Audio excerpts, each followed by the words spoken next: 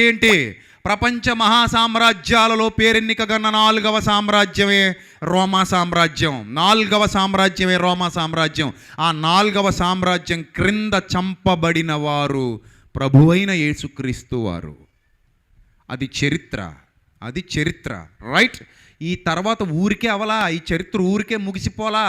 ఆయన చనిపోయిన తర్వాత ప్రధాన యాజకులు, పెద్దలు ఆ అధికారుల దగ్గరికి వెళ్ళి, బాబు ఆ వంచకుడు సజీవుడై ఉండగా నేను చనిపోయి 3వ దినాన తిరిగి లేస్తానని మాకు సెలవిచ్చాడు, కాబట్టి ఆ సమాధి ఏదైతే ఉందో, ఈ అరిమతు యోసేపు అనేవాడు తొలిపించుకున్న సమాధి, వాడు మాలోనే సెడబుట్టాడు, మేమైతే ఇవ్వం, అతను ఇచ్చేశాడు సమాధి. అరిమతు యోసేపు మీద కూడా చాలా పగబట్టారు వాళ్ళు. ఎందుకు? యేసుప్రభుని ఎవరూ ప్రేమించకూడదు, యేసుప్రభు గురించి ఎవరో పాజిటివ్గా మాట్లాడకూడదు, యేసుప్రభుని ఎవరో ఆరాధించకూడదు, యేసుప్రభు దగ్గరికి ఎవరు వెళ్ళకూడదు, ఆయన చెదరించుకోవాలందరూ, ఇది వాళ్ళ మోటివ్. ఆయన అసహించుకోవాలందరూ, ఇది వాళ్ళ ఆలోచన.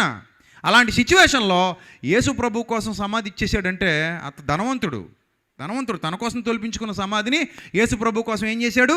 ఇచ్చేశాడు. యేసుప్రభుకి ఇచ్చేశాడు తన కోసం తొలిపించుకున్న సమాధిని. సో ఇచ్చేశాడు. సో కాబట్టి ఇప్పుడు ఆ సమాధిని మీరు సైనికులను పెట్టి ఏం చేయాలి? భద్రం చేయాలి. అప్పుడు అన్నాడు, మీ ఇష్టం రా నాయన, ఎలా కావాలంటే అలా చేసుకోండి, పర్మిషన్ ఇచ్చేస్తున్నాను. అంతే, సైనికులను తీసుకెళ్లారు, కావాల్సినంత భద్రం చేయించుకున్నారు, దానికి సీల్ వేసేసారు, ముద్ర వేసేసారు.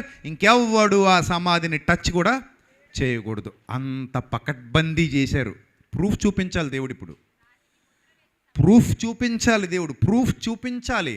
చూపించాడు. ప్రభు పునరుద్ధానుడై తిరిగి లేచాడు. ప్రభు పునరుద్ధానుడై తిరిగి లేచాడు. That is